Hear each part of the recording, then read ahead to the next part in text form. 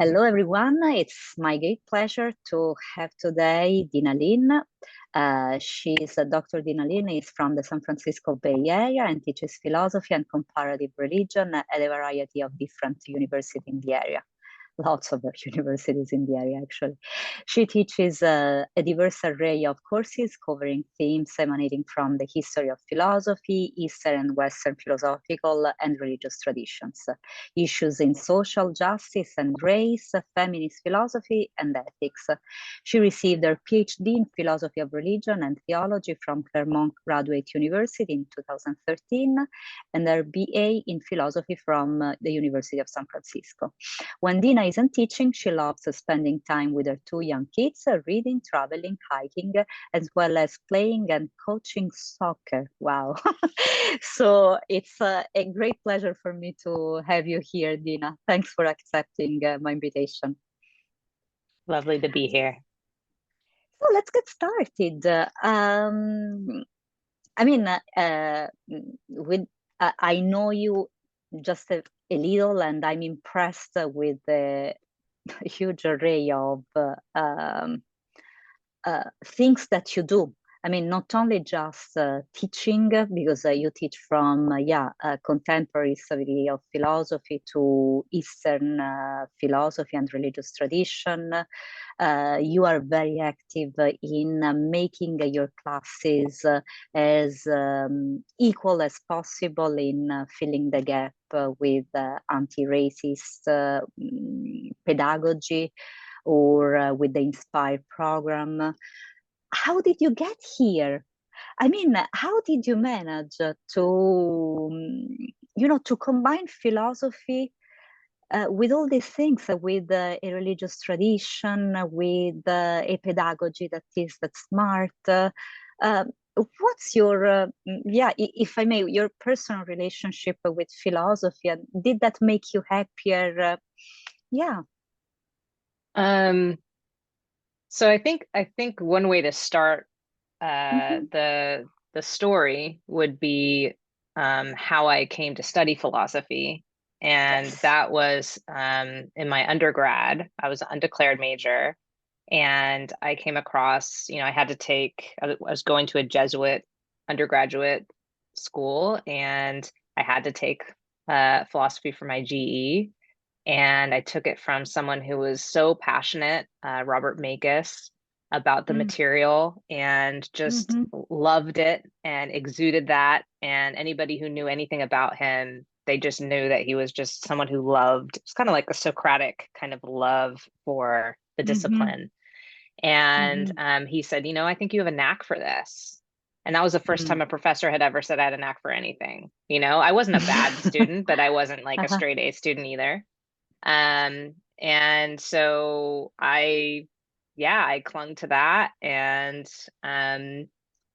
as far as like religion goes, the reason why I started studying religion is because I converted my Mm. senior year of my undergrad to Christianity. I grew up atheist. Oh, I okay. wasn't a fundamentalist atheist, but I Mm-hmm. grew up with no religion because my father is Hindu and my Mm-hmm. mother was Catholic. Ah, And okay. so me and my brothers, we grew up without any kind of faith tradition. Mm-hmm. And it's not easy to meld those two. And No. and so but I had a lot of questions. I always had this kind of philosophical mind to ask questions and what's meaning and what's my purpose. And I was always a Mhm. deep thinker before I probably should have been, because I Mm, didn't have a lot of people to talk to about it. But mm, but yeah, in my undergrad, that's when that started happening. And the thing is because I come from such a different variety of faith traditions from my parents, becoming Christian was a bit problematic because, mm, all of a sudden I'm taught by these fire and brimstone Christians that only we are going to heaven, mm, other people mm. are not. And I'm like, well, that means my father is not, my brothers are not, like, Mm. like all these What people is I this? love are all of a sudden not gonna Mm-hmm. aren't under Yeah. God's love, right? And so Mm-hmm. I started studying other scriptures.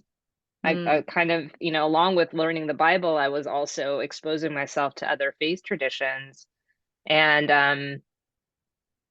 so I was always just very curious and always an avid reader.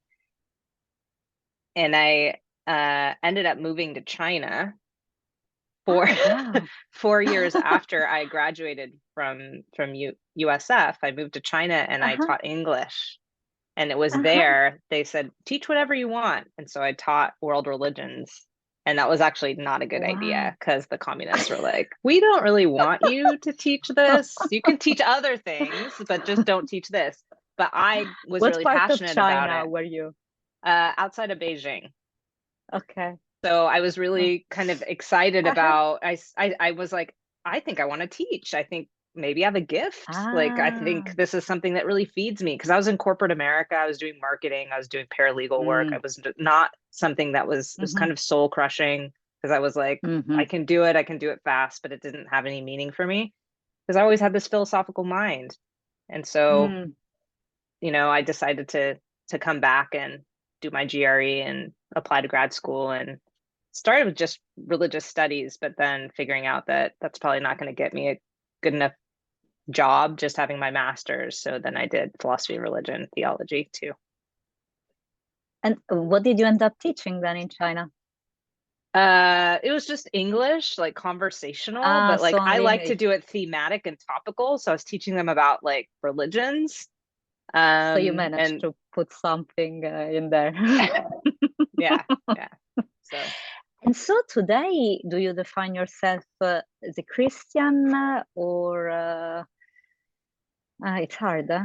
yeah, I mean, I definitely think that my language to the ultimate Mm-hmm, is through Christianity. mm-hmm, And I think people have different keys. Not that we ever right. fully unlock like all the different Mm-mm, aspects of the divine, but I think we have different approaches. And I think that is my approach. But I also am really into Ram Dass. I'm really into like Buddhist perspectives on things. mm-hmm. And I see beauty in all the different faith traditions, to be honest, but I think you can't possibly practice all of them. So, No. um, and nor would you, right? Like you need depth as well. So, yeah, I'm kind of Why different did you choose today. why did you choose Christianity? And why Christianity and not a specific declension of Christianity? Um, Well, it was a friend of mine that exposed me Mm, to it, and she brought me to church, and she brought me to mm, InterVarsity and learning about mm, the Bible and stuff. And yeah, I was just really curious at the time. I think it's hard to say that you find your religion. I think it finds you too, yeah. Mm-hmm. you Like in know? everything, So right? Mm-mm, yeah. And I think you have to be willing to be open and sometimes things happen in life that open you up. And so, yeah, just timing and all of that. So, was that a particular moment of your life or was in process? Was a long-standing process? um, yeah, I mean, I remember I had a medieval philosophy professor, and he Uh-huh. was the first professor I had that I could like ask questions about God, and he wasn't Mm. like defensive because he's a philosopher. Ah, And uh-huh. that's how I felt safe asking questions because I think you ask kind of a lay practitioner, they get defensive about their Hmm. faith because I don't think they've necessarily thought about why they believe what they Hmm. believe or thought about it from a different kind of neutral stance. And he was able to talk to me about it. And I was like, wow, Hmm. like it gave me respect for it, I should say. You said that not necessarily philosophy professor reflect on why they believe in what they believe. And so now I'm curious to know from you, why do you believe in what you believe? And what is the what you believe in? Well, I believe that God exists. I believe Hmm. that God is love.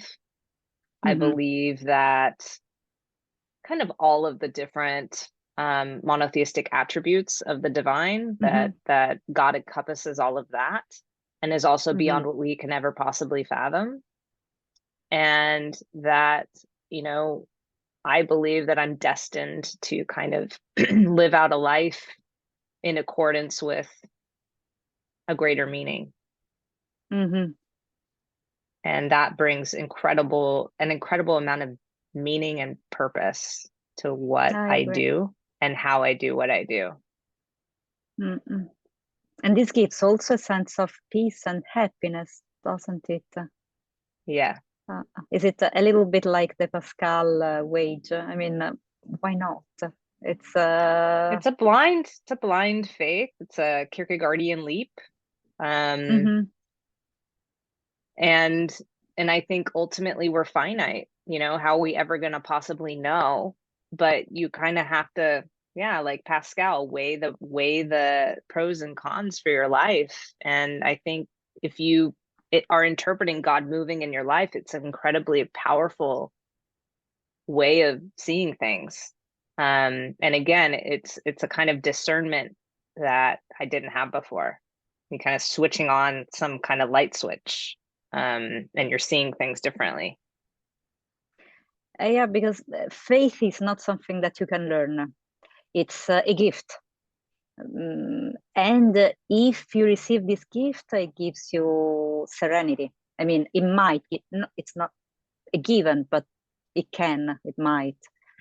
And you cannot learn. It's, yeah, as you were saying, it's an encounter. Hmm. How old were you when this encounter happened? I guess 2021. Oh, well, early in life. Well, Yeah. and your children, are they now believing in something, or do you give them space? Sorry No, if you don't want to answer. no, I Yeah, of can. course. It's tough. Um, was taking them to church at a certain point. I was taking them to Sunday school and stuff, and I just felt like they're just learning to memorize scripture, Mm-hmm. learning how to color things with Jesus on it, Yeah, you know? Like no. I just didn't feel like, Yeah. and Uh-huh. I also was volunteering and I was teaching the middle schoolers, and they didn't really Ah, want them to ask a lot of questions. uh-huh. Oh, And that's so for me, unpleasant. I think it wasn't for me, Mm-hmm. like that particular thing for my kids. Mm-hmm. I definitely want them to believe in a higher power, but I Mm-hmm. also want them to the freedom to discover that for themselves. And I think Mm-hmm. what's hard too is that I look at things from a very different perspective. I see a lot of problematic things in the Bible. I see a lot Mm-hmm. of problematic interpretations. I am definitely here when they have questions about it. I do pray. Mm-hmm. I pray with my daughter more than I do with my son. Ah. Um, and I think, you know, when things happen, I said, you know, we got to pray for your cousin. We got to pray for, you know, they Mm-hmm. need healing, whatever. And we do that, you know. And my son was going to a Christian school and they were basically having him memorize things again. And what they were having him memorize, I was like, you know. Yeah. Mm-hmm. So I just think faith should be a conversation, and should have freedom in it and creativity. Mm-hmm. And Mm-hmm. and I think it's hard, you know, just talking to them about Easter, like death and resurrection and crucifixion, like it's really like deep stuff. But when it comes to Christmas and stuff, like absolutely they need to know that God has graced us, you know, and that it's that he has given us a gift. That's why we're gift giving, you know. And I think that's Mm-hmm. a beautiful aspect of Christmas. It's absolutely been exacerbated by capitalism, where you just Mm. have Santa Claus and all these, you know, Easter bunnies, whatever. So you lose kind Mm-hmm. of the depth and the meaning, and those are things that I want them to take up, but it's tough. It's tough. Yeah, I'm not a great probably Sunday school teacher for them right now, but Fortunately, I mean, I do want them to have the freedom to decide for themselves. Well, already giving them the freedom to believe in a higher power is, a way out from, I'd say, from a psychological perspective, depression, narcissism, self-harming behaviors. When you realize that your world is not just you, and there's something greater, more difficult to understand, taking care or not, depending on, of course, the religious point of view, of all that is moving. And I don't know, personally think it's, when I discovered that in my life, I was older than you, way older, in my early 30s. It was a huge relief. It was an incredible Yeah, relief. it can be. It should be, right? Mm-mm. Like you're not, and I think kids nowadays, certainly in my classrooms, like just teaching Mm. today, I'm like, guys, it's Friday. Like, who's happy? And they're like, you know, and I'm like, Uh-huh. gosh, like I feel like I was much happier in my undergrad because that's actually where I went to undergrad, is where I'm teaching. And so Yeah. I think they're carrying a lot. They're carrying a lot, um and I think faith can be a means to give yourself a sense of peace and serenity, like some say faith is this, like Marx, opium of the masses or a numbing Hmm. mechanism and things like that. But we also understand that there's a lot of numbing mechanisms that we have. We have our cell phones, we have our TikToks, we have our Netflix, we have our alcohols and drugs. Like there's a lot of ways Hmm. in which we numb ourselves. Um, and so what is more harmful? And of course, there's like harmful versions of faith, absolutely. But I think there's also beautiful versions of faith that actually tell you how to relate to your neighbor in really ethical ways, have Hmm. compassion. And those are Hmm. things that we're not necessarily taught in a world of Nope. competition and individuality and autonomy, as Mm-mm. opposed to interrelatedness and interdependence. And, Mm-mm. Is there is there a philosopher that you encounter that managed to combine these aspects, and that you love teaching, and it manages to convey the message, or do you send these messages in in other ways, through other fields? um, I think what the philosopher that has inspired me the most is Judith Butler.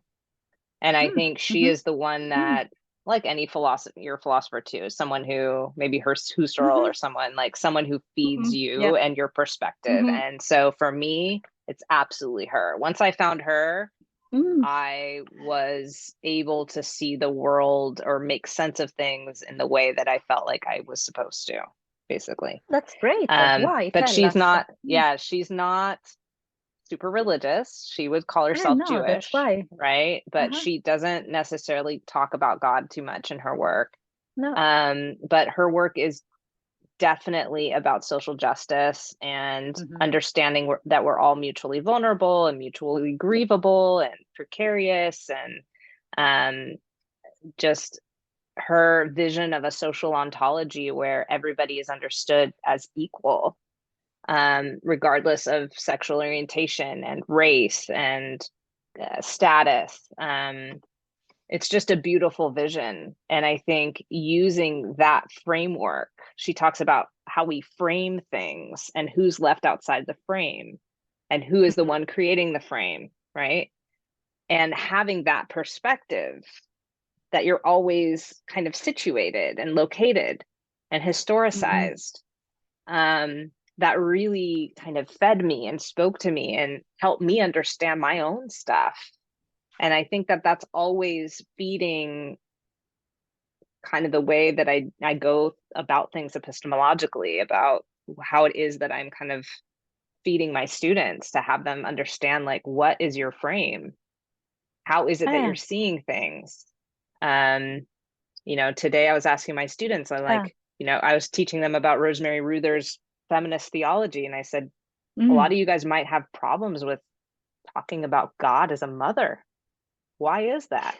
Do you know why that is? I said, it's not that Mm-hmm. you're not wrong to be uncomfortable. You're not wrong Mm-hmm. to think a goddess is weird because you're not conditioned to think that way. Scripture doesn't say God is a mother, right? But where does that come from, right? Where does that uncomfort come from, right? And why are we comfortable with God the Father? And why are we comfortable with male authority? Uh, You know? uh, And also, what are the consequences of that? Our comfort, right? And what are the consequences of our discomfort?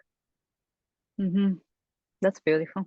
Mm-mm. Yeah, and I think it takes sometimes a woman doing philosophy and a woman doing theology to, like, you know what I'm saying? Like, Mm-hmm. how are we seeing things? Because that's not how I see things from that cis white male perspective, right? I see things Mm-hmm. differently. And my difference isn't wrong. It's just not your vision of the hegemony, you know? Mm-hmm. Mm-hmm. Yeah, we've been so used to the father who it's always a he, and any form of authority comes from a he, any form of nurturing comes from a she. And so, at least what I see from my classes, then women would tend to take the leadership much less than men, and boys are crushed under the sense of responsibility and having to mimic all the leadership. How, yeah, I saw that you participated in different trainings to close the gap. Mhm. Uh, did you gain any solution that you think, any quick message that we can, quick or not quick, we have time, to pass through younger generations to, to help them feeling, yeah, equal In the and classroom or in the classroom, yeah, but also, yeah, equal in taking advantage, taking part of life, because I noticed that especially our students do not feel that they belong to society. There's a kind of automatism for which, okay, what matters in the society, what matters in life, cannot be decided by me because I'm not important enough. And mm, then they tend to see themselves at the margins. yeah. And yeah, I think it's an age thing too, right? Like, might be, you might know, be. adolescents, Mhm. they're kind of still in that phase. I mean, I didn't Mm. know anything in undergrad. Like, I don't know how you're supposed to pick a major when you're 18 years Oh old, God, no, you it's know, like a too life path, difficult of a choice. right? A Yeah, life I path. don't know. And, Yeah, you know, I tell them, I said, you know, I think the average person changes their career 8 times or something like that. So if you make a mistake, it's going to be okay, you know, like right. it's going to be okay. Like life will work itself out. And if you think that life is going to be this like beautiful kind of graph of Linear. like, yeah, it's not going to be like that. Life is twists and turns and loop-de-loops, and you can't know. And listen, the mystery shouldn't give you anxiety. You just have to accept that that's part of life. No, you're saying no. The message arrived because you are no, no, you Yeah, are answering. yeah. So taking life not as a linear trajectory, expecting turns, rejections, Yeah, the but I think you were unexpected. asking about equity stuff, like how does that translate into the classroom Also, too, yeah, right? yeah, that's true. Yeah. That's true. Mm-hmm. So what I've been learning recently is Mm-hmm. and really, like, I just finished this book as part of my pedagogy program. It's called Four Brown Girls with Okay. Sharp Edges and Tender Hearts by Prisca Dorcas Ah, Mojica yeah, Rodriguez. And yeah, I especially heard for of the it. students we serve, really important. But what she does is she's teaching all these concepts through an autoethnographical approach. So she's using her Okay. life circumstances and her experiences to teach these different concepts. So she'll teach about imposter syndrome and talk about how Yeah. she felt like she didn't belong. She actually got she went to graduate school at Vanderbilt, which is known to be Ah, this really wow. liberal theological Uh-huh. school. But Right. she's like, yeah, it's liberal, but it's white liberalism, which is Uh-huh. basically these white academics who are allies, but not Mm. Mm-hmm. disruptors, right? Um, and just really powerful the ways in which she spoke about not feeling like she fit in. I'm sure you probably can understand too. You and I have had some Uh, conversations about being yeah. a woman, being a young woman Oh, yeah. academic, how it is that we Yeah. are perceived on Rate My Professor. Like she didn't wear her hair down, or she like, it's all based on looks, not about what Mm-hmm. ideas. And Mm-hmm. men's Rate My Professor would be based on, what they're actually teaching, which is what it Yeah. should be based on. Um, Yeah. Yeah. and so this book really kind of enlightened me about the ways in which we are gatekeeping. Ah. So Mm. we as professors are Mm-hmm. have in our hands the ability to give Mm. the degree or not. I mean, we are not presidents of the university, don't get me wrong. We are one class. But that one Right. class, I've had students in my classes, my critical thinking class, she's like, I've taken this 3 times. Oh, Sonora. And I'm like, why do you have to take this class 3 times? I don't ask her this, but I'm thinking this. Like, what is it that we're doing to create this class in such a challenging way that students have to take it 3 times, right? Exactly. Um, and so just asking yourself that question, like, am I making this class passable? Am I making it so that people get A's? I remember taking a class in Ah. grad school, and my grad professor's like, I never give A's. I just want to let you know. So if you happen to Okay. get one, think that you're like the bee's knees. And I was just like, I actually respected him for that. And that was actually something that I was like, I'm going to do that because, yeah, that made me work really hard. Right. Right. Uh-huh. Uh-huh. You tell our students that they will not No. try. They will not try. That is not a motivational statement. That means Mm-mm. I'm going to fail, right? Mm-hmm. Yeah, completely. So know your audience. Who are you teaching? And so if we're teaching predominantly Latinx kids, which we are from Mm-hmm. certain socio demographics, Mm-hmm. we are not them. Yeah. She Mm-hmm. says, she had her undergrad in Florida, I believe. And she Mm-hmm. said, I felt like those professors got me. They spoke Oh. Spanglish. Like Uh-huh. she says, in this book, I'm writing this book. This is my book. I am not going to italicize Spanish. When I italicize my Uh-huh. own when I italicize my own That's language, so true. I other myself. Why do I Oh need to God, other that's so myself? true. I'm like, Susie, Yes. write in Italian, right? Right. I'm gonna Yeah, have yeah, to yeah, look it yeah. up, but I'm reading your book. That's your Yeah. language, right? Yeah. And so Yeah, she's yeah, yeah, like, yeah. that spoke to me and I saw myself. So what happens when our students don't see themselves in us? What needs to happen is, I think, telling more stories. Mm, beautiful. When we tell stories as human beings, there's a common ground that's reached because we all have a story. So she's teaching through her experiences.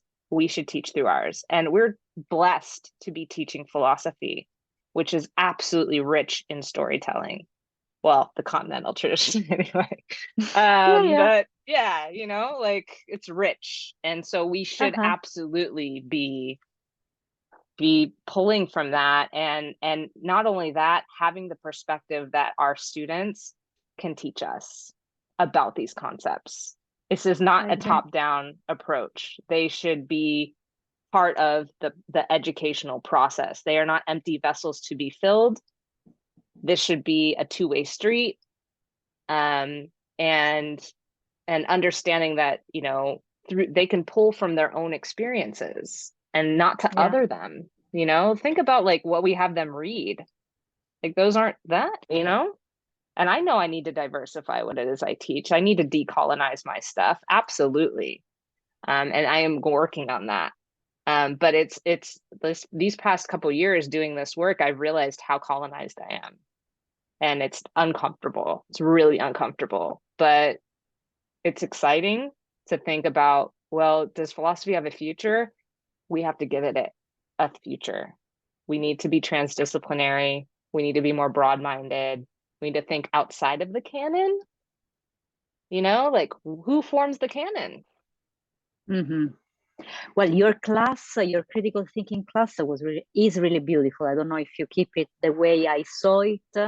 I really loved how you accented the emotional intelligence, which is something nobody cares about Yeah, often. So yeah. critical thinking is always thought, yeah, maybe that's colonized as well. In this very rigid, straight category, in a kind of a very cold way to be right. And to Adversarial, right? Brava, exactly, Yeah, very adversarial. Brava, yeah, exactly, yes. yeah, And what I loved about your critical thinking class was that you put your face, you shared your life, that you chose a textbook that gave lots of importance to emotional intelligence, how to think through your emotions in a critical way, because they are rational as well.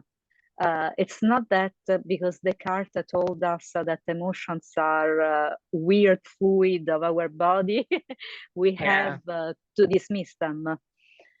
Uh, I think this speaks to our students. This speaks certainly to me. Yeah. I don't know what kind of feedback you had in your classes, but it's a beautiful twist to see. Yeah. Well, this is the first time I'm teaching this in person in a long time. And Mm, so, mm-hmm, and doing it this not top-down model. So I'm having them do mm-hmm, skits and I'm having them do like interactions and um really trying to get to the bias and the web of belief and like, the metacognitive stuff, the self-reflection, like and understanding that, geez, if I'm not curious about myself, how am I going to be curious about anybody else? And that's also the mm-hmm. root of civilized discourse is curiosity. So true. And we don't have It's so, so curiosity true. about people who don't have the same opinions as us, same beliefs as us. Mm-mm. We're not curious. We're like, you're scary. And that's not Yeah. gonna that's not gonna get us anywhere as a society. We're only gonna become more trenchant and polarized. Mm-mm. All people who cries, at least that's what I notice in my philosophical counseling. If you cry, if you are emotional, if you are, yeah, emotional in one word, you are irrational. I shouldn't listen to you. I shouldn't have anything to do.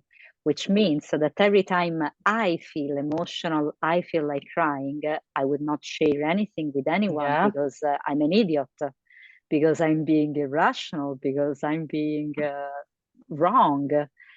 And so we feed an unhappy society in thinking that, yeah, critical thinking is just this straight Yeah, line. I think it comes down to also our understandings of gender and our understandings of Mm, personhood. And how mm, dare you, Susie, like give into those irrational emotions that you have? Like, of course you would. You're a woman, right? Like people would, you know what mhm, I'm saying? Like it mhm. comes from Of way course. back into the Greeks, right? Mhm, Um, mhm, and we look at our society and it's like it's not that men don't have emotions, they just don't have the ability to process them in any healthy way. mhm. If they're feeling strongly, what happens is someone goes and shoots up a school or something like that, right? Okay, Really unbelievable. horrible. That's toxic masculinity, and we Mhm, see that exemplified over and over in our politicians and our athletes. And like, do we have positive kind of representations of manhood, whatever that is, right? And I was telling my students today, I said, you guys are of a mhm. generation that actually troubleshooted pronouns. And that's not That's something my amazing. generation did. And I Uh-huh. said, that's Yeah, actually, you can talk about how messed up the world is. You guys are making it better because you're actually yeah. understanding how toxic gender can be. that it Hmm. is something that's a construct. You guys know that already. You don't have problems using they, them. Other generations are like, what are you talking about? But I also said, you guys are in a Yeah. Bay Area bubble. Don't get me wrong. Like, not everybody your age thinks in the same way, right? But I said the fact that people do, though, and it's becoming normalized is actually a beautiful thing. So, and I think they need to be reminded of that, that their That's true. generation I think is so.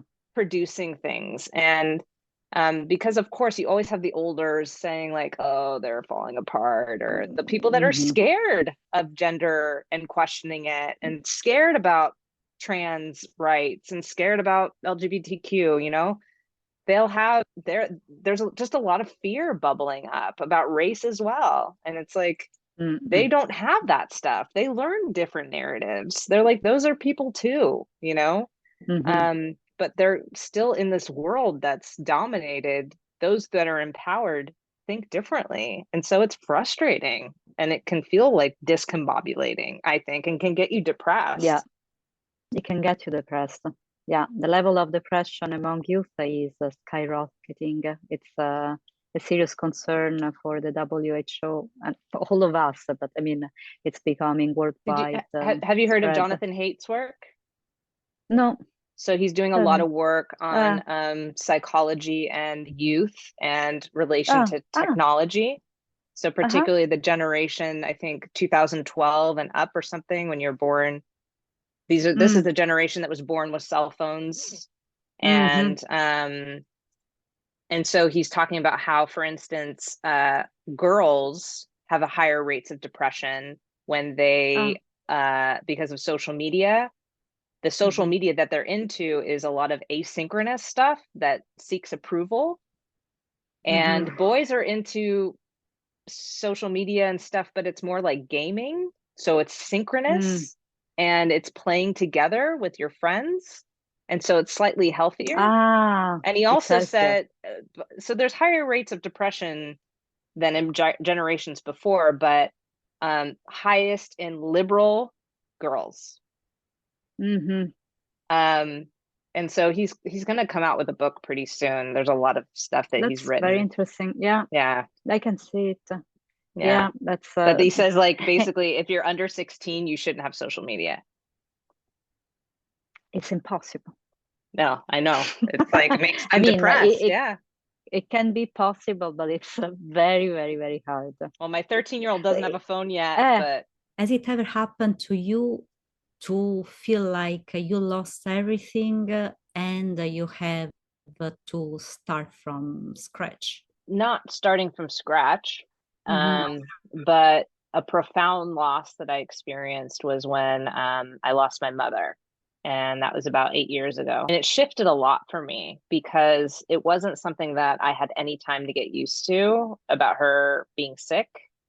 Ah, She was basically diagnosed and seemed healthy enough.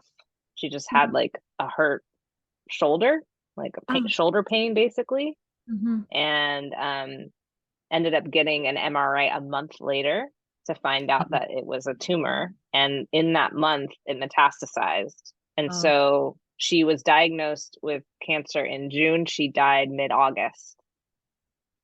I can So it was relate. something incredibly quick.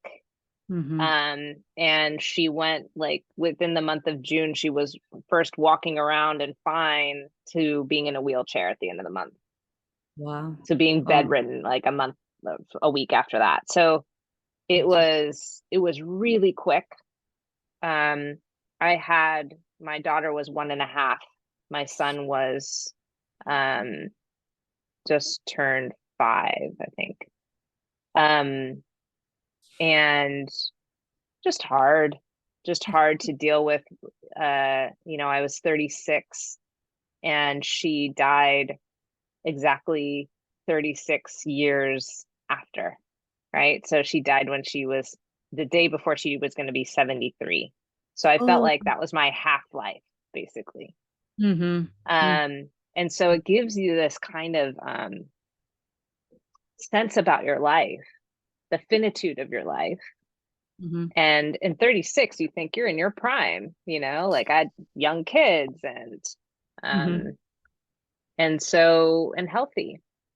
And what I experienced with this, with her getting sick also, is I felt like I was the only one in my family that was actually adequately equipped to deal with it. Not that I was well equipped, but because of what I study. I understand. You know, thinking deeply about things, thinking about death. Philosophers love to think about death, but also my faith. So I'm the youngest of three.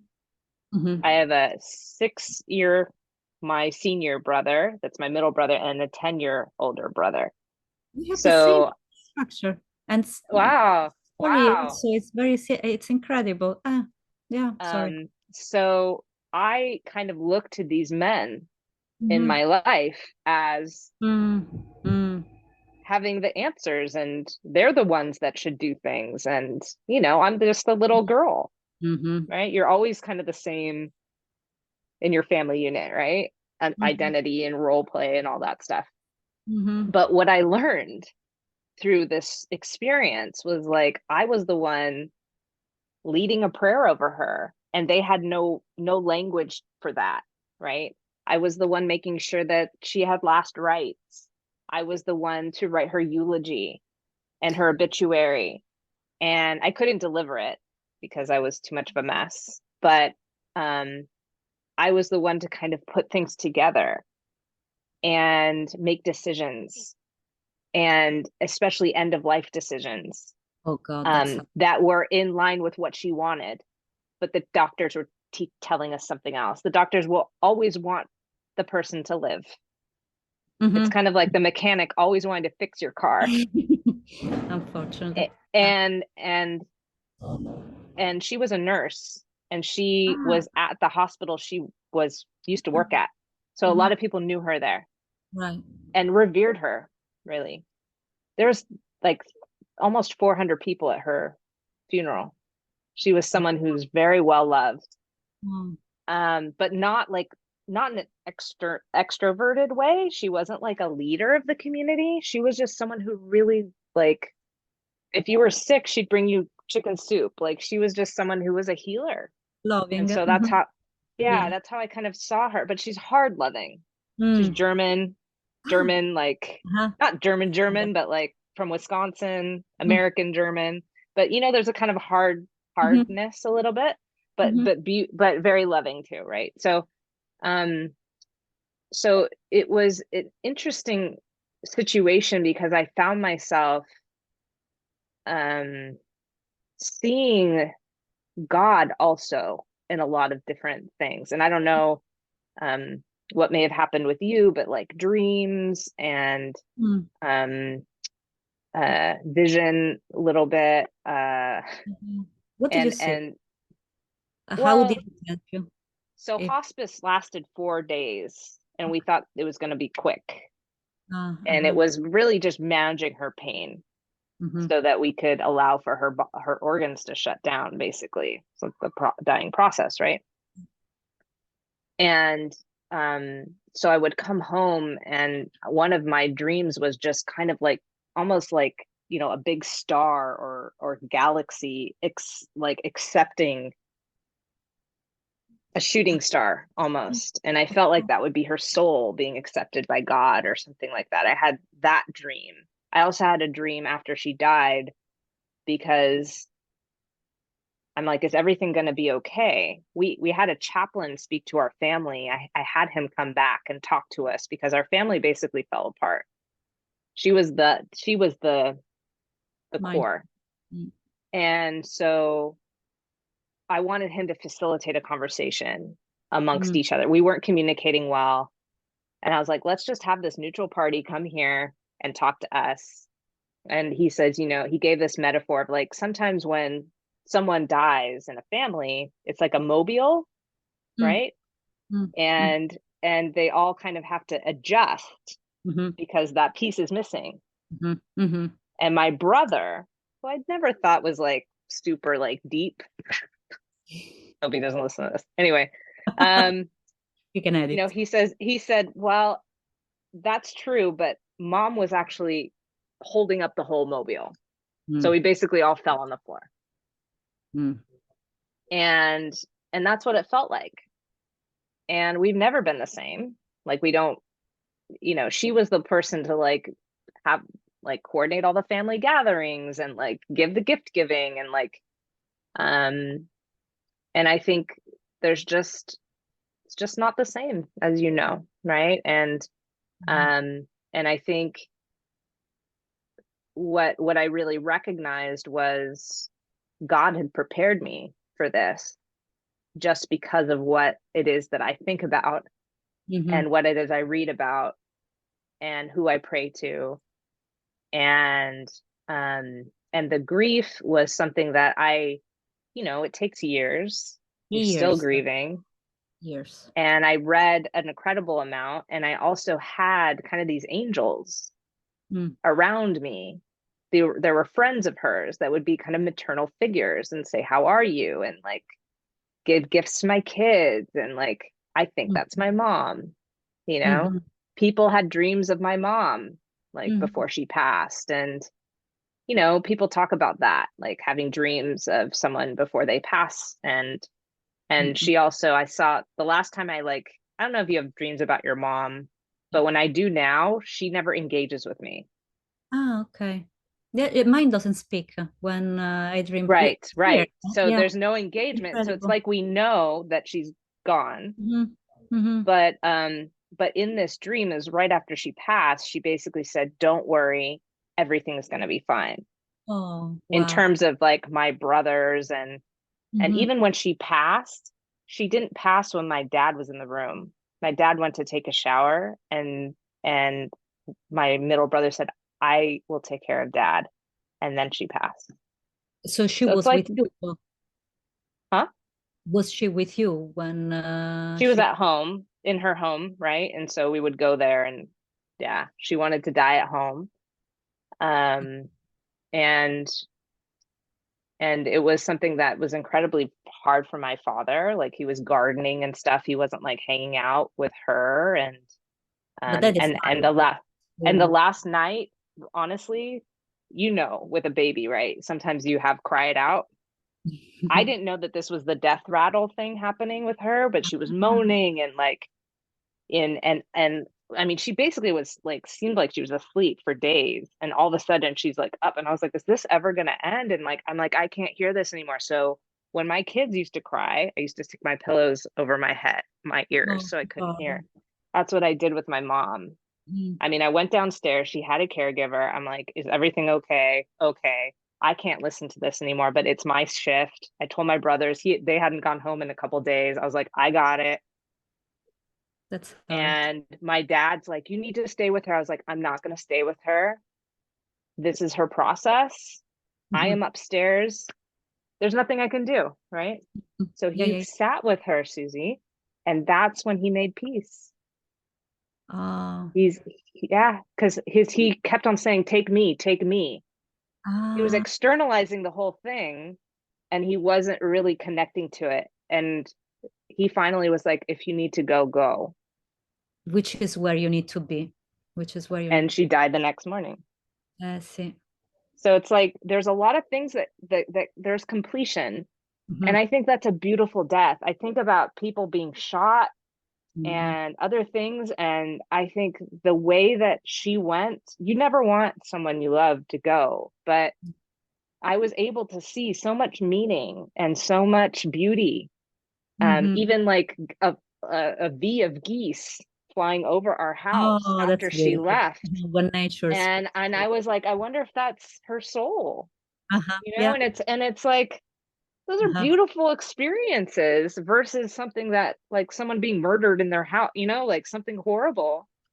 And so I look at it like that. I mean, she died, and she looked great. She looked great at 72. But you know, we all have our time, you know, and I would say that changed me because it softened me. I recognize that I meaning is gained. You read Brene Brown? So No. she talks all about vulnerability, and basically, like, if we don't make ourselves vulnerable, we gain no meaning. So there needs to be a softening of ourselves, of our hearts, of our minds, in order to really connect. And so what I learned was I don't need to just build walls. Like, not everyone's going to hurt me. And you know, youngest of 3 and boys, Cool. like we build up a lot of walls to survive, right? Like yeah. my brothers were rough growing up, right? And we weren't like welcome to talk about our emotions or our feelings. People would just get defensive and passive aggressive and stuff like that, right? So I learned like to be emotionally intelligent and to name my grief and name my emotions and process it, I think, in a really healthy way, where now I'm like, it took me about a year to get better, right? Not even that much. A year is a good timing, I think. Yeah. I mean, you're still grieving always, especially holidays and birthdays and all these things, of course. But I would say that people say a year, and I would say, yeah, right around a year, I was starting to feel a bit more normal. Like, I remember driving to East Bay and I would talk to Jake and I would cry on the way to work every time I drove, because that was the way to the hospital. She was at Eden Hospital. So I was really just emotional, and I taught a class on the afterlife. I like filled in for Chris one semester, and like that kind of like, but I was ready to do that because I was after that year period before that. And I also think like, I was like, maybe I could be a chaplain one day. That'd be kind of interesting. But again, I have to be a really good place with my grief to be able to, otherwise I'm like, oh my God, you're crying, I'm going to cry too. Like a total mess. Right. But I think like, yeah, I think you would be a chaplain. Yeah, I think, your experiences inform your perspective, and I think chaplaincy, like, you're serving, and I think we don't talk enough about death in this country at all. No.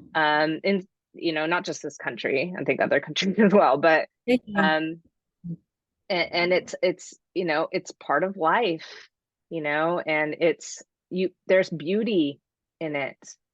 And there's different ways to die too. People can die consciously. Like, there's centers for conscious dying where people are relating to their pain differently, or meditating, or being just aware. And those are times in people's lives where they're open, like really open. And so I remember praying with my mom, and that's something that I always wanted to do. I was like, you want me to pray with you? Like, certain things that, like, I'm really glad I had the chance to do, but it was unfortunate circumstances. But, people are really open when stuff like that happens. So, yeah, I still look at it as it was when people ask me or say, I'm so sorry, I said, yes, of course.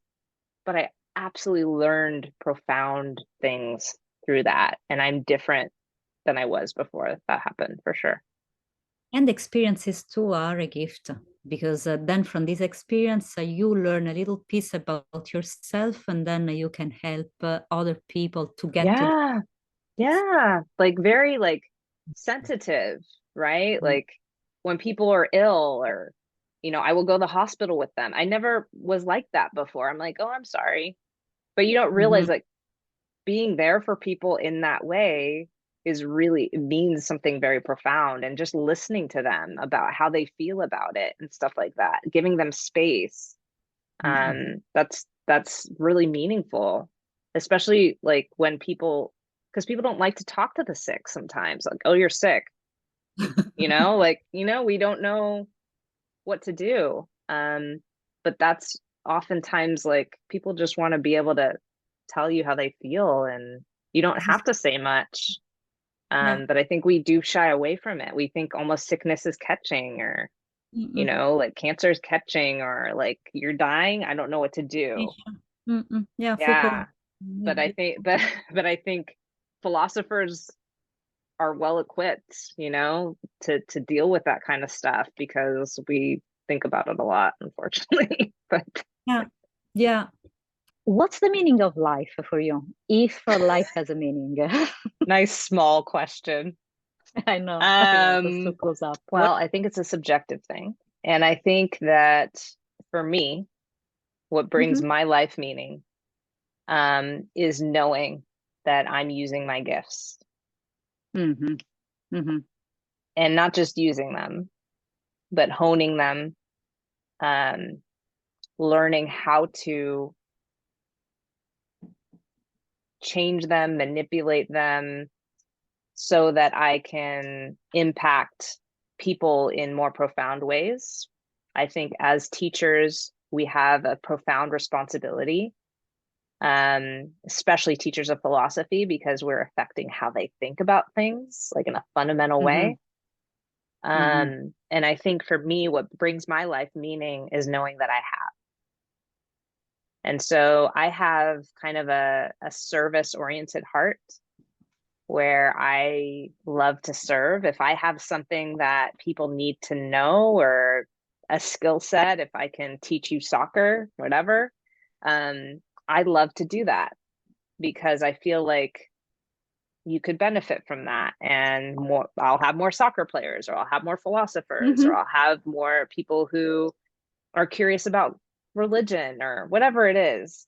And I feel like knowing that I've had some kind of impact on the world in that way with how people think or how people play soccer or whatever it is I'm teaching, brings me profound meaning. And so I don't do it to be remembered, but I think the content of what I'm conveying, if that moves you and changes something in you, for the better, that brings great meaning to me. That's beautiful. Did you always have it, or did you struggle to get there, to understand your gifts? I think, knowing that it took going to China to really see that maybe teaching was what I wanted to do. And that was a big leap. Yeah. And that was like a whole life-changing scenario. Scary. Wow. It was scary. Yeah. It was scary, but I also, that was God. I felt like God wanted me there. And that gives you the peace in the midst of the scariness. My parents were like, "You're nuts. You're going to earn $500 a month. Like, what are you doing? You got this great job working downtown San Francisco, like do that. I paid all this money for you to go to USF and you're going to go like live in China, right?" But, like that's where I found my calling. And I think sometimes people lack the ability to make a leap because it's too scary. And I think that's part of also how kids are being raised too. Like that's something he talks about of kids don't want to get driver's licenses, and kids don't like to leave the house and go play in the park with their friends because they just stay home all the time on these devices. And I think part of growing up is to do those things, to go and it's scary from a parent to be like, I don't want you like going out and doing whatever. But at the same time, it's like you learn, and you take chances and you learn how to be responsible. But it's like, if you've never had to do anything or you never wanted to do, like, how are you going to be responsible? Right. So, it's like the Aristotelian, like, you learn virtue through doing it, so yeah. I had so many questions I thought you were going to ask me. You didn't ask me any of them. I was like, dang. So sorry. I prefer always to go with the flow of what's going on. I know. That was a setup. You're like, I'm going to ask you these questions. Nope, I'm not. Yeah, that's fine. That's fine. It's always my backup, those questions, actually. It's never the preferred route. I find it more interesting. I got to know a side of you that I didn't know at all in these 45 minutes. Thank you so much for being open and share this with me, Deena.